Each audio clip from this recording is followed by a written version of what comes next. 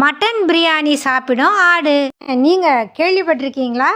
Mutton biryani ஆடு சாப்பிடுதுன்னு. நான் கூட ரொம்ப ஆச்சரியப்பட்டேங்க. அப்புறம் நானும் எப்படியாவது அந்த ஆடை போய் பார்க்கணுன்ட்டு போய் பார்த்தேன். அந்த வீடியோவை நீங்களும் மறக்காமல் பாருங்கள். தலையை திங்க வேண்டிய ஆடு இன்றைக்கி மட்டன் பிரியாணி சாப்பிடுதுன்னா நாளைக்கு அது என்னென்னலாம் சாப்பிடுங்க. கற்பனை பண்ணி பார்த்தா ஒரு பக்கம் சிரிப்பாக இருக்குது, ஒரு பக்கம் ரொம்ப பயமாகவே இருக்குது. நீங்கள் என்ன நினைக்கிறீங்க அதை பற்றி?